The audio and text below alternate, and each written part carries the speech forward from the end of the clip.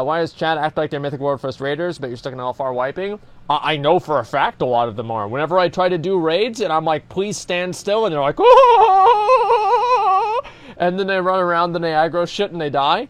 Yeah, no, trust me, I know what actually is going on. Yeah, they're fucking terrible. Like, a lot of people in chat don't know what they're talking about. These changes and these essences are good. And the fact that there are power increases and power gains that are locked behind actual difficult content is great. I'm very happy about it. So, to be honest, guys, I'm really happy. Like, this is great. I mean, I want you guys to understand something. This is not like, I'm not saying, yeah, we'll watch the Bellier video in a minute, but I'm not saying that this is going to fix the game. You see what I'm saying? This is not going to fix the game. But what is going to fix the game is a mentality like this and carrying this mentality forward. And that's what I think matters. Remember whenever I said that it would take 3 expansions in order for the game to become good again? Whenever you're on expansion 1 in the road of making the game good again, you have to realize that. And this might not be expansion 1, but at least it's a patch in the right direction. Like, all of these things are things that players have wanted the entire time. Like, all of these things, like, this is all what players want. Like, players wanted upgrade tokens. That can be exchanged. They wanted vendor items, right? So they got vendor items. We got the upgrades back. We have a separate profession item that you're able to progress through, right? A separate, like, people have wanted some sort of, like, progression system that's, like, external, right? Like a universal progression system. We're getting customizable gear in the same way that we had reforging. Like, players are literally getting everything that they wanted. They're getting power increases that are locked behind, a player's skill. You're getting literally everything that you want. The only point that I'm trying to make here, is the fact that Blizzard is moving in the right direction. That is all I'm trying to say. At a certain point, you have to realize that people are just going to be negative for the sake of being negative. And I think that's what people are doing right now. You're being negative for the sake of being negative. Whenever Classic WoW came out, people had a million things to complain about. And then Blizzard slowly fixed the things that people were complaining about. And now the only real 2 things that players in Classic WoW can complain about are layering and streamers. That's it. So all of the posts on the Classic WoW subreddit are about layering and streamers. Because a huge amount of the Classic WoW audience just complains about shit no matter what. Like, Blizzard could literally give them gold bars, and they would complain that they were too heavy.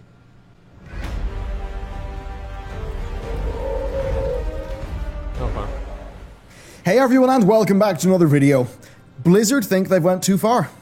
They've said this. Ian Hazzikostas literally said this in regards to what they've done with classes and the pruning. He said that... Is it loud? Classes are the lens through which you play the game. And that's literally like 10 other fucking things that we've said. Like, how many people in the community have said that exact same fucking thing? Louder? This should be fine. The classes are bad. That because the class is the lens through which you play the game, well, a bad class is pretty much going to ruin the enjoyment of the game for many people. And that they are beginning to agree with that, and that they thank people for their feedback. Louder? I'll make it a little bit louder. Very interesting to hear indeed. There's quite a lot to get into here.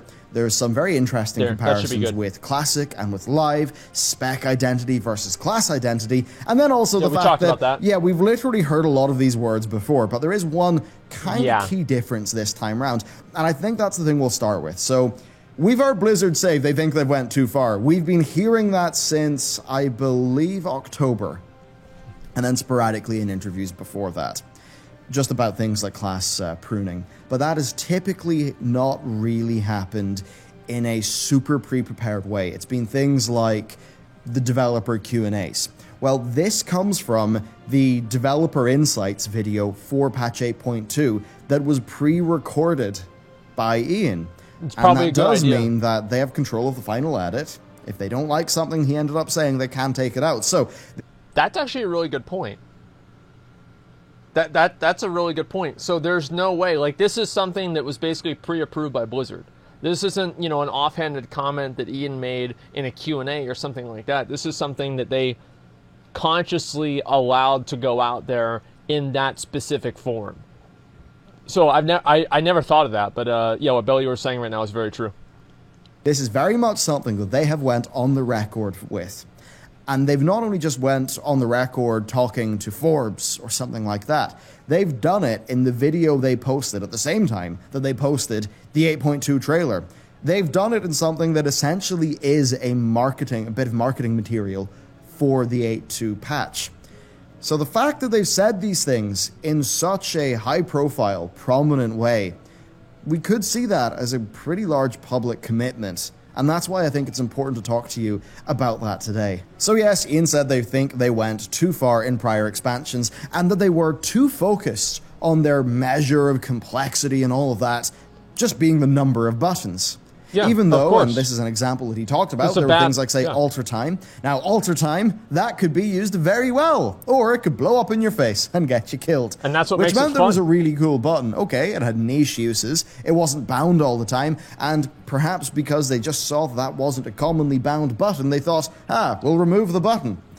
And that's something that I think just about everyone who plays World of Warcraft has an example of, right? Something in your class that ended up being killed. Now, sure, from a hunter's perspective, I still miss the days of patch 5.2 and readiness and our crazy openers, and I get how some of that may have been a bit OP, but broadly speaking, yeah, I think we all have examples of some buttons that Blizzard just pruned away. I don't have an example. I have like a whole book, like all the warrior abilities that I don't have anymore. Like I don't have Mocking Blow, I don't have Challenging Shout, I don't have Interrupting Shout, I don't have my banners anymore, I don't have Shattering Throw, I don't think, do I have Sunder Armor anymore? No, I don't have Sunder Armor anymore, I don't have Heroic Strike, I don't have Intercept, I don't have, Stances, I don't have, I'm running out of fingers here, I don't have Blood Rage, I don't have Throwdown, okay, there, I'm out of fingers, I'm done. Like, there's so many fucking things. Well, you do still have Shield Block. Shield Slam? No, you still have Shield Slam, too. Holy shit, man. Yeah, use your toes? Sorry, guys. I don't want to get banned. So that's the first thing that he talked. Oh, yeah, you can't shoot weapons. You can't shoot a weapon. Like, I literally have a bow. Like, do I have a bow or something that I can use? I have like somewhere like an arrow or a bow. There's no way I have a bow. It's like, all right, imagine, guys, listen. Imagine this is like a bow, right? And you pull the bow back, right? And like usually you'd pull the bow back and you'd be like this, right? And you'd shoot the arrow. Warriors, this is how warriors use bows. Oh! And then they do nothing. They do fucking nothing. Like literally they sit there and they hold the bow on one end of the bow and then they just end up not even doing anything. They might as well just be hitting themselves. I'm serious. Didn't see that coming? Yeah, I know. That's smart, right? I love doing that shit, right? I do. I do. Only point is, like, it's so dumb. Like, warriors literally can't use bows. Like, give me a fucking break. Like, accurate for warrior players? Yeah, I'm serious. Like, I'd go on live right now, but I don't want to. But I'd go on live and show you guys. It's so stupid. About, and I think it's very good that he talked about that. He said that they'll be looking to reintroduce some buttons in the future, and I think for me it's less about reintroducing old buttons and it's more that they maybe feel free to have just more niche buttons in the future and new designs. Yeah, so that's definitely a good thing. But that's awesome. Not all though, because he did talk about something that I have really been feeling a lot lately, right? And that is spec identity over class identity. And there's a few different times where I've felt this, and I think it's an interesting insight. So when I was doing my class reviews for this patch, it really revealed to me something about the way that they're designing the game. And that was the first time that I felt it. And then the next time was playing Classic again.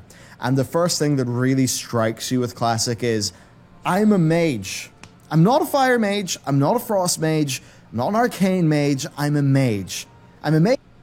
I don't know why they don't. I think going back to that and making class identity more of a focus than spec identity will actually help casual players a lot because it'll be easier for them to transition between specs. Like this is like no troll or anything like that. That actually would be really good. mage who's customizing, and I'm choosing which abilities from those schools of magic I want, but I'm a mage. Yes. Whereas right now, a fire mage is a fire mage, a frost mage is a frost mage. Yep. Their gameplay styles are entirely different. And that really is something that's been a big point of change. I think World of Warcraft has moved towards that more and more and more over time, to the point where really everyone plays 3 classes per character. That's just how different they are. But what's really happened, and this is kind of odd because Ian talked about the idea of, well, we could make some more abilities just generic and allow for more hybridization. He talked about thinking that hybridization is a strength, is a good thing, is fun, that people enjoy that, and I definitely agree with him. But I wish there were more hybrid classes in the game. I think in BC there was like Ret Paladins, Arms Warriors, and Enhancement Shamans were all hybrids. Like the main thing that they brought to the raid is how they would help the other members in the raid. And I thought that just made the game so much more interesting. Like, I don't know why. I just thought, like, having, like, those hybrid, like, in-between, like, damage and healer specs. Like, whenever Esfand, for example, Esfand and we did Scarlet Monastery, and he would off-heal, and he would be able to, like, do these different, like, little cool things. And, like, you know, he's, like, doing damage, too, at the same time, but he's mostly healing and supporting. That's awesome. That was so cool. And I don't know why they don't do that more. I would love to see that more. Maybe people selfish because they played for others, though. Well, I don't think that players were selfish at all. I think that really the reason why they got rid of that is because they removed the social element in the game, and so people weren't being judged off of any sort of like a personal value or off of anything besides just the damage number that they brought to the raid. And that's it. And so in them eroding the social aspects of the game, they made hybrid classes less possible to raid with, because you need a certain amount of trust and a certain amount of understanding that you have with people that are hybrid players, that you know, okay, well, this person's going to be able to bring this into the game or whatever, right? And it's like playing hybrid classes works much better whenever you're playing with people that you trust and that understand what you're trying to do. And DPS meter damage, like just your straight up damage, is very easy for anybody to understand. So because it was the lowest common denominator that people could judge players by, that became the entire Bible in which that you would define if a player was useful to the raid or not. And in Burning Crusade and Vanilla, there are plenty of people that weren't doing a lot of damage, but they were incredibly useful to the raid. And whenever Wrath of the Lich King came out and pugging became really popular, all of that stuff kind of faded away. And you still have little remnants of that, right? With like Shadow Priest maybe, but not really. And I think they should go back to that a little bit more. It's going to be a hard transition for them to make. And I don't even know if it'll be possible with like the way that LFR and grouping works now.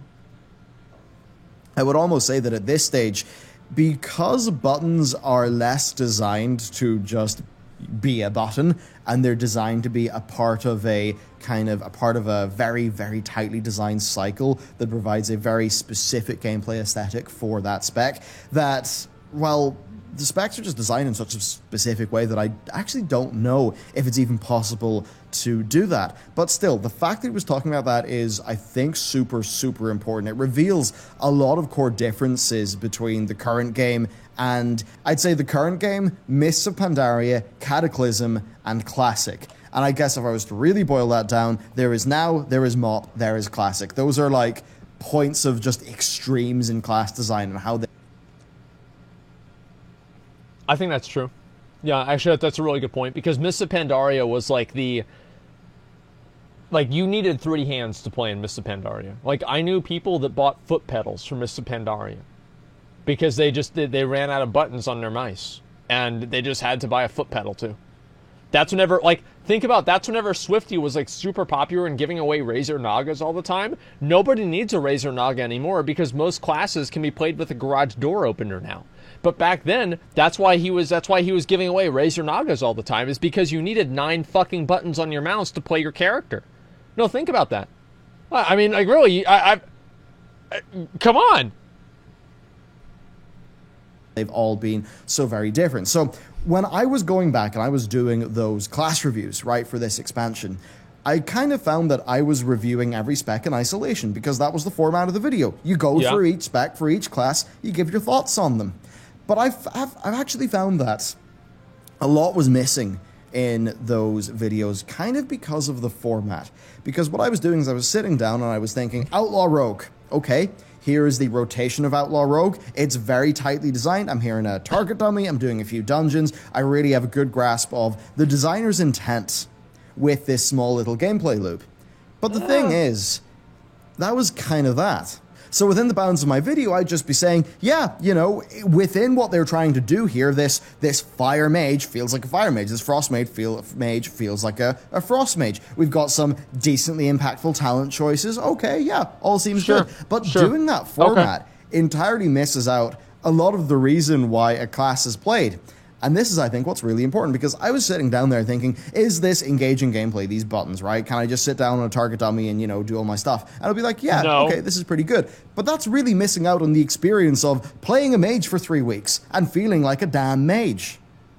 And that's really the thing that I think they've been missing. So hearing Ian talk about that is absolutely a fantastic thing to hear. That's what we've been waiting for. And that really is the contrast between now and between Classic, and even, you know, now and, say, Cataclysm, where... Do you guys think that these revelations that it seems like Blizzard is having are a result of them going back and playing Classic and seeing the feedback that they're getting from Classic?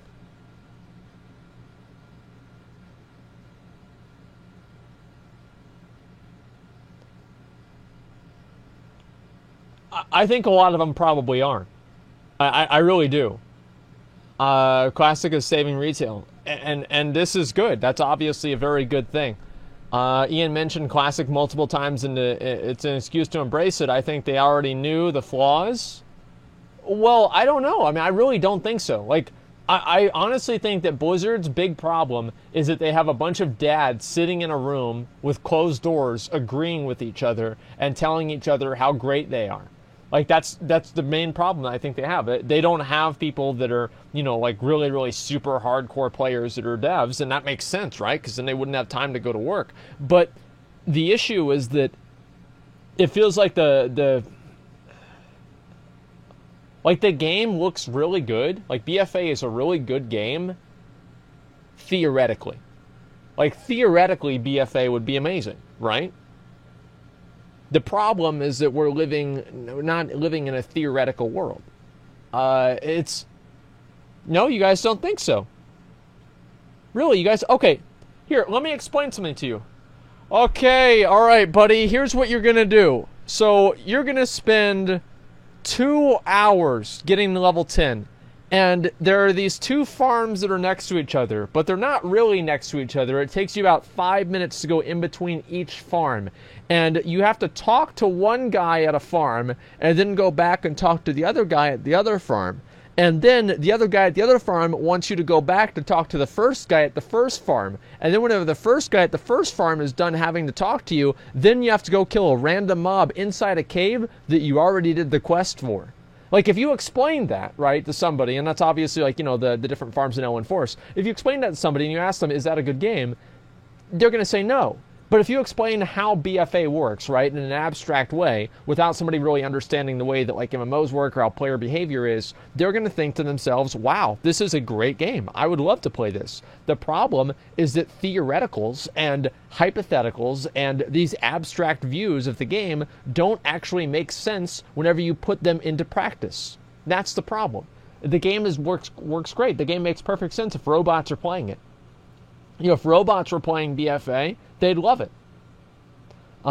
Is Ian's a Mythic Raider, so at least there's that. Well, yeah, Ian's a Mythic Raider, but Ian's not the only developer. That's what I'm really trying to say. Same as capitalism, only good in theory. Yeah, same as every single other economic system. The problem with economic systems is that they're designed by people, and people are flawed. That's the thing. Ian ran Elitist Jerks for years. Yes, Ian is one person. Like, and like, again, the problem also is that a lot of the people that are playing, right? I wonder how many people in the dev team have over 30,000 achievement points. Because if you have over 30,000 achievement points, you must have been playing the game in a lot of different ways, right? You don't just get 30,000 achievement points by raiding. You don't just get 30,000 achievement points by doing PvP, etc. Right? And the point that I'm trying to make is that people that understand and play the entire game I think are going to have a better understanding of how to make the game better than somebody who's a specialist in one version of the game or in one type of the game, right? So I think they should look at more. They should have like basically they should summon all of the neckbeards and fly them out to Irvine, California, and be like, listen, bro, your slash played is 1,000 days. What the fuck are we doing wrong? Like, what needs to change? What needs to be better? Yeah, a literal neckbeard summit. Like, not content creators, not, people that, I don't know, like make videos or stream on Twitch or anything like that. I'm sure there'd be some overlap. But for the most part, just having these straight up fucking neckbeards. Yeah, and they invite them and they say, listen, what should we do? And they take those people's advice. That's my opinion. Is you have to look at the people that are playing the game all the time because they have the best understanding of the game. They understand the game not through the lens of being a PvP or a PvEer, but they understand the game as a whole. That's what I think they should do. Personal loot is 30% of the problem. Personal loot is a big problem. Target audience isn't those people. The target audience isn't those people, but if you bring in soccer moms and stuff like that, like making the target audience soccer moms obviously hasn't worked because they're not playing the game.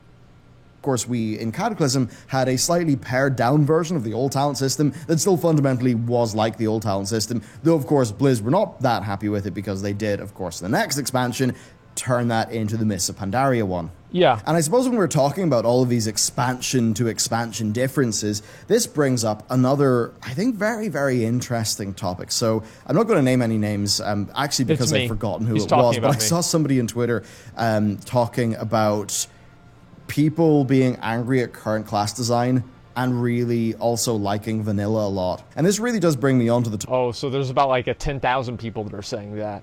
I mean, everybody likes vanilla class design, probably not everybody, but a lot of people like vanilla class design much better than BFA. Topic of the differences between the eras of World of Warcraft, where I've seen a lot of people sort of say that there's a lot of hypocrisy going on because people simultaneously are liking the idea of Classic and also liking the idea of Mists of Pandaria. Now, of course, if you compare Mists of Pandaria gameplay to Classic gameplay, they're pretty darn different. Mists of Pandaria was the fastest World of Warcraft has ever been. Just the number of buttons you would have. Now, okay, thinking about it... I think Legion was really fast, too. I mean, whenever you think about it, there were a lot of things in Legion that you had to react to super, super quickly. But, I mean, like, maybe Mists of Pandaria, I don't know. I mean, Legion, well, yeah, I mean, two different things. Legion was not faster. I don't know. I would say that there are a lot of things in Legion that you had to react to really fast because there are tons of things off the GCD. In Mists of Pandaria, that wasn't as common. Like, there were some things off the GCD, but not as many as there were in Legion. Simple example, even just being a hunter with a mechanic like Recklessness that would reset your... Or not Recklessness, Readiness, that would reset your cooldowns. That meant that your opener was a decently complex thing that, of course, Blizzard ended up removing because of the complexity. You've got things like the snapshotting, right, on a Warlock, which is part of what made them so powerful. But in general, they were ridiculous. Just people had more tools. They had more things to play with. The pruning, right, the pruning that kicked off with Warlords of Draenor and continued into Legion and continued into Battle for Azeroth, and then, of course, also had the global cooldown stuff, that hadn't happened yet. So that meant that I would say, just keep going. As like the peak of modern-ish era WoW gameplay, Mists of Pandaria was totally up there. I liked snapshotting. I didn't really like... Actually, I didn't like snapshotting, to be honest. But I think the problem, like, they shouldn't have gotten rid of snapshotting. They should have gotten rid of the abilities, like, what was that, like the Warlock ability, like Soul and Hail, or whatever the fuck, where they could, like absorb the dots off of a target and then apply the same dots with the same buffs to another target. Like, that's what really made them OP. And they, was it Soul Swap or Soul Harvest? I forgot, yeah, and Hail, I don't remember what it was. But that was, I think, too much. But before that, like, just basic snapshotting, I think is completely fine. Yeah, Soul Swap, I remember that. And Holy DKs too? Yeah, I mean, to that extent, I think that was probably a little bit too much. Because, like, whenever you're I think being very good at a class should make you be able to do, like, maybe 10% more damage, right? And, like, having skill abilities like that. maybe 10%, but like Soul Swap is so powerful that on like protectors and shit, you were able to gain like 30 or 40% more DPS just with that one ability. It was way too much. Now, Mists of Pandaria is when I think World of Warcraft was super engaging gameplay-wise. Really you could sit down, and those classes were pretty deep. There was a lot you could do in different scenarios, and learning and mastering a class really did feel kind of fantastic. But it was still quite designed. It was still, it still felt like Modern WoW, I would say. Just that, the current version just feels like a far worse version of that. But if you go way back to Classic, well, that's very different because you've got loads of buttons in Classic, but you've got loads of obtuse mechanics. And you've got those buttons not really being designed to work together in a rotation. And I think that's a really big thing. Now, a rotation is designed by a gameplay designer to be satisfying, to have a good rhythm. Look at a Fire Mage, look at a Frost Mage. Right, it's all designed around rhythm, whereas back in the day, what was a rotation? I mean, I'm sure the designers tried to think of... What was a rotation? You want to know what the Frost Mage rotation was? Frostbolt.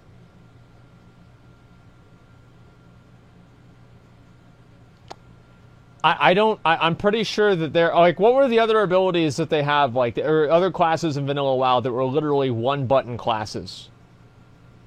I think it was like, Shadow Bolt forever, Lightning Bolt, Warlock. I mean, and Warriors were easy too.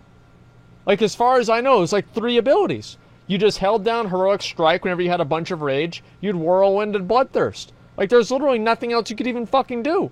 You just sit there. Rogue was 2 abilities. Yeah, Hunter was 3. Paladins, think about Paladins. They didn't have any.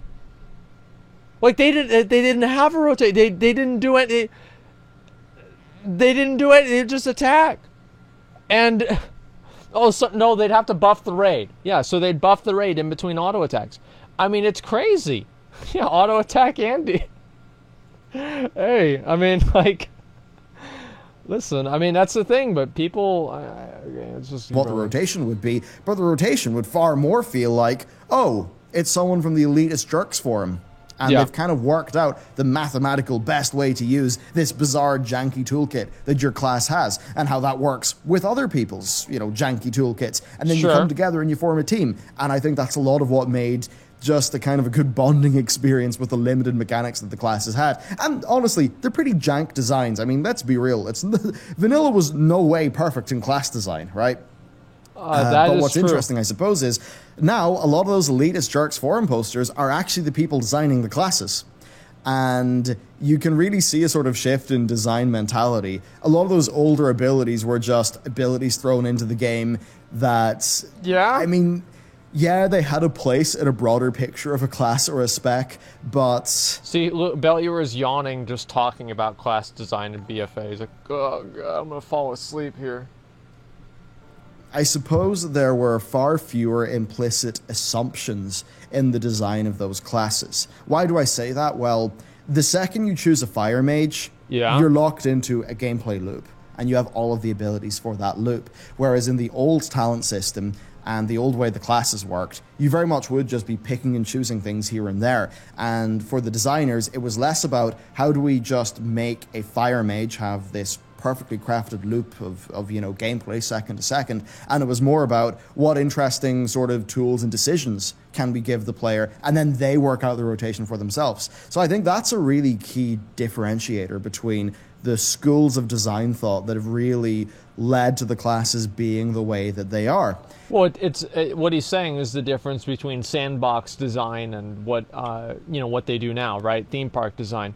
Like before, they just gave you a bunch of abilities and they said, hey, figure this shit out and see what's going to happen. And now they design it with a very, very clear intent in mind and how you're going to play the character. So I do think that's actually a pretty interesting distinction. Now, I don't think we should go back to the classic version for World of Warcraft. One of the reasons why I don't think so either. Classic exists. If you want that, you can go and play Classic. I would far rather us go more towards the Mists of Pandaria way of things, because Modern WoW, for better or worse, it's Modern WoW, and I don't think that retrofitting Classic into Modern WoW would exactly be the best thing to do directly in terms of the class design.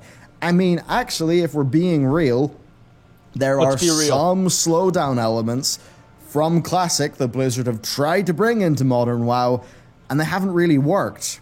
So let's take a great example. Dehomogenization. Okay, so bring the player, not the class. See, this is great. That's such a bad idea. That's such a bad idea with bring the player, not the class, because there's always going to be a class that's better. Like, it never works that way. Like, it's so much smarter, in my opinion, to give each class something unique and cool that they can do, so you have to bring every class. Because if you don't do that, you have something like what happened in Tomb of Sargeras, where you have 8 rogues and 4 moonkins doing Mythic Kil'jaeden. That's what happens. And it's unfortunate, but there it is. Like, I mean, I don't really know what else to say about it besides that. It's kind of annoying. But yeah, there it is. What about having, what is this here? What about having lower ranked spells for quick hits?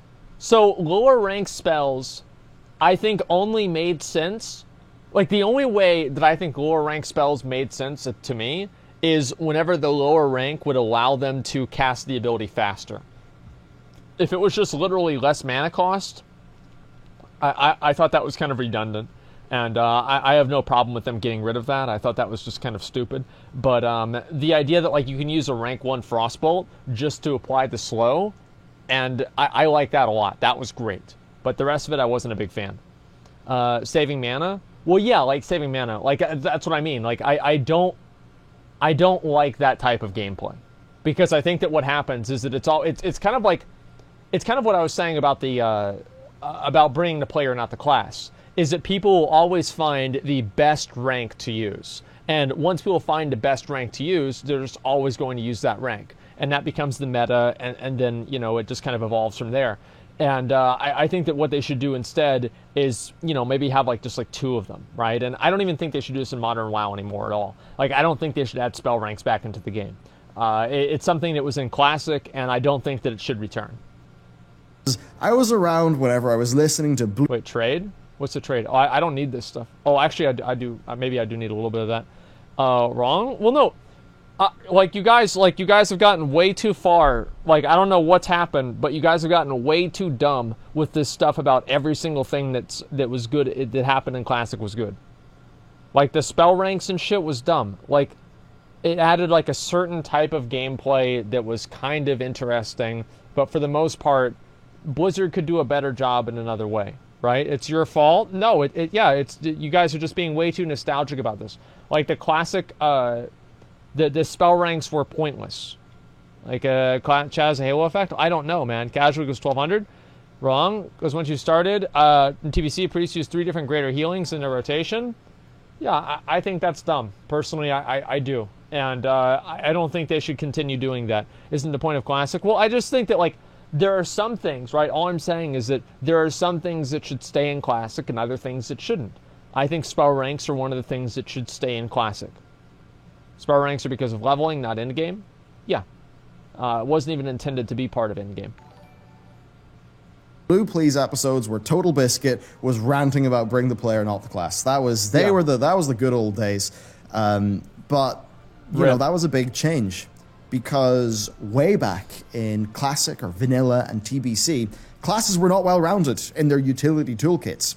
But then over time, Blizzard kind of thought, you know what? No matter what class Jeff is bringing, Jeff should be able to come to the raid. So they just made sure that whatever Jeff's class was, it pretty much had all the utility you could possibly need.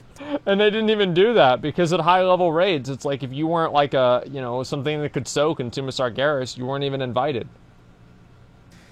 And that's kind of how they designed the game. Bring Fucking the player, Jeff, not the class. Dude. But then what do you see? And I mean, maybe the height of bring the player, not the class is Mists of Pandaria in a way where everyone is just an absolute superhero with so much power. Yep. Now, sure, there were still things like, as a hunter, I could, use... I can't believe this old aspect of the turtle. Oh, how embarrassing. The cheese mechanics. A paladin could do that as well. Yeah. Not everyone could do that, but still, everyone was super powerful. But then over time, you will have noticed in WoD, in Legion, in BFA, what did Blizzard do? They tried to take away your utility. And the reason why they tried to take your utility away is, and they said this at the time, so they could make the other classes viable. They liked how it forced team play. And they liked how it forced team play in the past. It's clear that that's not really something that the current players of the game really want. The current very mechanically focused players of the game. It's clearly not something that Well, it's not the mechanically focused players aren't the majority of the player base. Like, that's the problem, is that Blizzard... See, and this is an issue that Blizzard has, right? And it's like, how do you know, whenever you're listening to the community, how do you know that the vocal amount of the player base represents the larger player base? Because there is like a confirmation bias where if people take the game really, really seriously, they're going to talk about it more. And if they talk about it more, then you're going to hear them more. But just because you're hearing them more doesn't mean that there's more of them. Does that make sense? So you create a feedback loop of just listening to the most invested players. And I think this is what happened. This is why Blizzard did stat templates in PvP, is they were listening to the bottom and the top 10% of players. The bottom, most dog shit fucking players that are so goddamn lazy to play the game, they don't want to fucking do anything. They just want to log in and play the game like League of Legends. And then the top 10% of players that don't want to have gear make any effect on PvP at all. And then the 80% in the middle of people that want to play an MMO where gear matters in PvP just get fucked. Because the top and the bottom 10% are more vocal and everybody thinks that they're the majority. And that's what happened with Blizzard. That's what they did. They fucked up. Like, I genuinely think that was such a big fucking mistake for them to do that. Majority of people still playing BFA are fine with how the game is because they're still playing it. No, that's not true at all. There's plenty of people that are playing the game that are probably unhappy with the state of the game. I would say that the majority of people that are playing BFA are more happy with it on average than the people that quit. Yeah, but that doesn't imply that they're necessarily happy with the game. As I said, if you criticize like Witcher 3, if I say anything bad about Witcher 3, I'll have 1,000 people freaking out on me, right? They're like, this is the best game ever. Don't ever say anything bad about my favorite game. But if you criticize WoW, the person that you're criticizing it to, a WoW player, will fucking agree with you. That's the difference. Yeah, I think that it's very popular for a lot of people that they just play the game because there's a lot of people that they only play WoW. And I'm one of these people, basically. I only really play WoW. I play a few other games every once in a while, but for the most part, I just play WoW. Like, if I stopped playing WoW, it's not like I would go over and play League of Legends or Fortnite. I would probably just sit on my computer and complain that WoW sucks. Right? I mean, that's basically it. And I would wait for it to be good again. Or I would just go do something in real life. That's basically it. Yeah, I mean, the forums, yeah, this is you just wait for it to be good again. There are 1 million neckbeards out there. I'm not even wrong, 1 million. 1 million neckbeards out there sitting there on the computer right now. Probably some of them in my chat right now. Yep. Sitting there, and they're just sitting there waiting. Because all of these people, right? All of these people are waiting for a game that's worthy for them to waste their life over it. They want to be in an environment where they can spend 12 hours in that online world and they can feel like they did something with their life. That's what it's all about. It's about the purpose and meaning, right? The fulfillment that you get out of it. The emotional investment that you get. And that's how you build an audience, because you can't really build an audience of people off of, like the flash excitement. Titanforge, who gives a fuck? Who cares?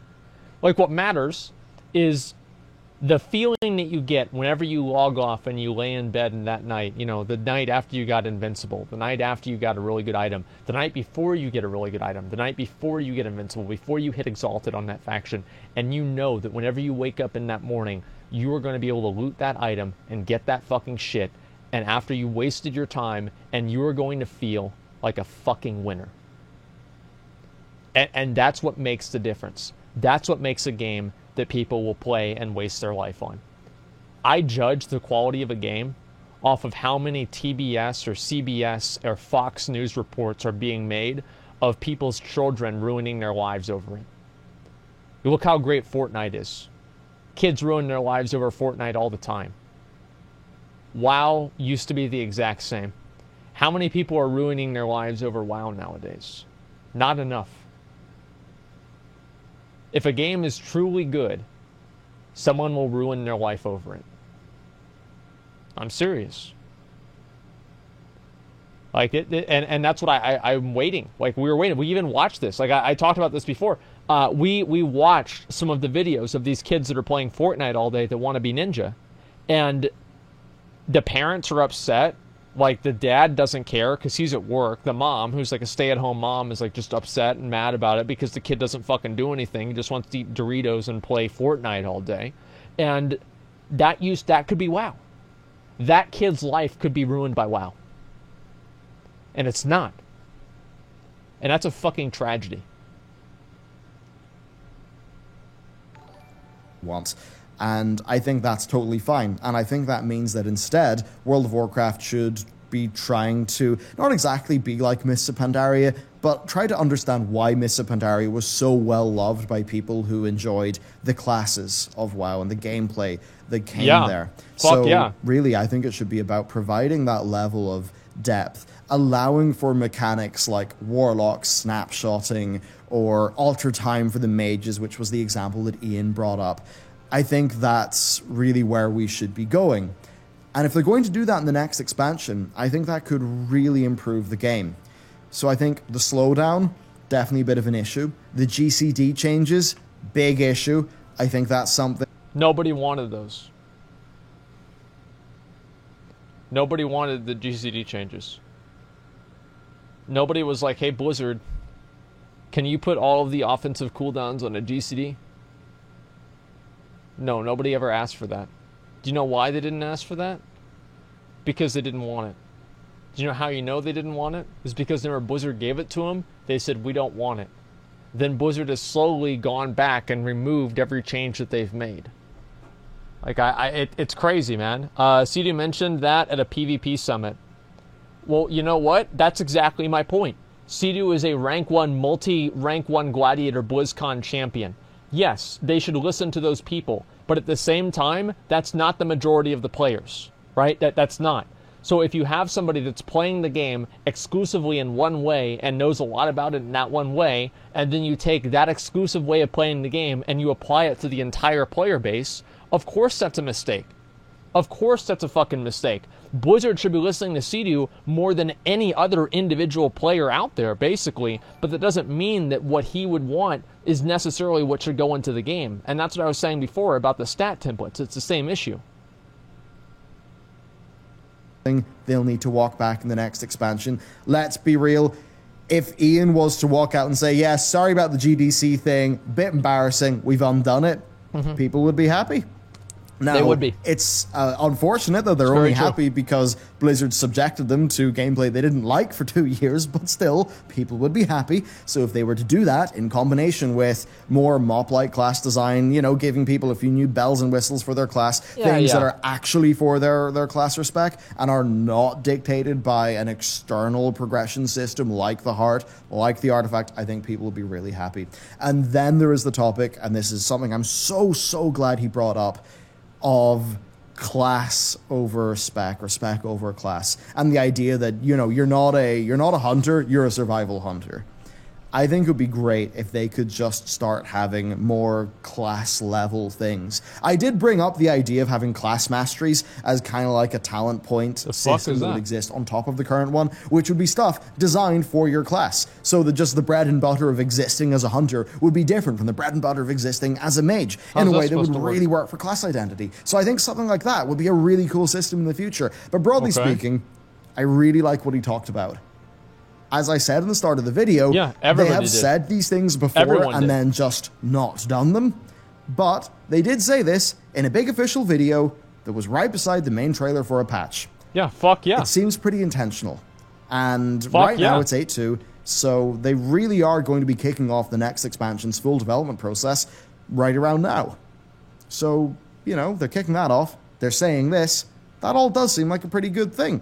But that is not where we're going to stop today, because we do have one more topic. And that topic is Essence Catch-Up. So basically, you get the new essences in the next patch, right? Okay. And I think one thing that a lot of players, myself included, have been pretty bummed out about in the past with WoW is just the feeling that everything's pointless. Now, way back in Wrath of the Lich King, you know, I got my item level 200, I got my nice sword from King Yearman, and, you know, that was a good sword. Trial is bringing me up to like 232, and you were maybe, what, 264? It actually was a good sword, to be fair. It was a very good sword.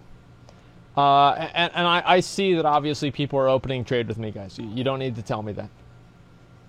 for 25 ICC, the item level difference was not that big. And that still meant that just, you know, your gear always felt pretty meaningful. Yeah. Whereas right now, we essentially, let's be real, we have an expansion-sized gear reset every 4 months. And that does make me feel like I can't progress my character right now before 8.2 comes out. And being real with you, maybe 3 months into 8.2, I'm going to feel like there's no point progressing my characters because 8.3 is just going to undo it all anyway. That's right. And this is how Blizzard can fix that. This is how Blizzard can fix the problem, okay? It's very, very simple. All they need to do is they just take it to where whenever you have a new patch come out, all of the gear is just above that previous patch. So that way, if you come into the game late, you have that much content to progress through. Instead of you just start at the exact same place everybody else does. Because it's like they're re-releasing the beginning of the expansion every single patch by doing that. 100% why I started playing this shit. Yeah, I know that's exactly the same with everybody else too. Like, I mean, I'm sorry to say, but it's very, very frustrating that they just keep fucking doing this. Horizontal progression will kill the game. You're right. That's all they need to do. So that's something that I think there's been a lot of criticism about. Well, in regards to the essence catch, or the essences that you're going to be earning in this patch, Ian said that they're not going to be superseded. There's not going to be a catch-up system for them. The essences are the essences. Your work now is not going to be trivialized in the future. They may add new essences, but they're not going to add a bunch of new essences and then just, you know, give you a vendor where you can purchase the current ones. There's not going to be a catch-up system. That's really good to hear, because that means that if I start a new character 3 months into this next patch, maybe I don't feel like I'm really going to be gaining if I progress my character's gear all that much, because I know it'll be reset, but I at least know all these essences. If I work in them now, they will stand to my character for the duration of this expansion. That is where the game needs to be. And even though it is not game-wide and is just within the bounds of the Essence system, it's good to hear that they understand that. So, where does this video leave us? Honestly, it leaves us nowhere concrete, because these are just words. We need to see those words turn into action. What I will say is this. I like the sounds he's making. I like the things he's talking about. The direction, right? If they're moving in that direction more, that would be a good thing. I think the comparisons between MoP and Classic and today are super interesting, and I think we can learn the right lessons from all of those things and move forward in a way that will genuinely make WoW a hell of a lot better. Fundamentally, it's what Ian said. The class, you know, your class, your character, it's the lens through which you view the game, you play the game. If your class just kind of sucks and you don't feel like there's that much depth, it's going to reduce the enjoyment of every other system in the game. The fact that they know that, the fact they're making big public noises about that, very good thing indeed. So, I want to end this video by asking you, what would you like to see for your class, for your spec? Let's say you're a mage. I want to know, what things do you want for your favorite spec? But I also want to know, what things would you like for your entire class, that your whole class gets, that would bolster that class identity? That's what I want to hear down in the comments. So, bit of a long video, super interesting topic. I'd love to hear what you think. Let me know down below. Thank you very much for watching this video. That is a lot. And with that, I shall see you next time. I'm trying to think what that would even be. Just 1 second. Let me pause the video. Listen, guys, we have 30 minutes, 25 minutes until the Gurubashi Arena. If you want to make a character on Realm 15, we're going to go over to the Gurubashi Arena with a huge raid of everybody, and we're going to see if we can get it.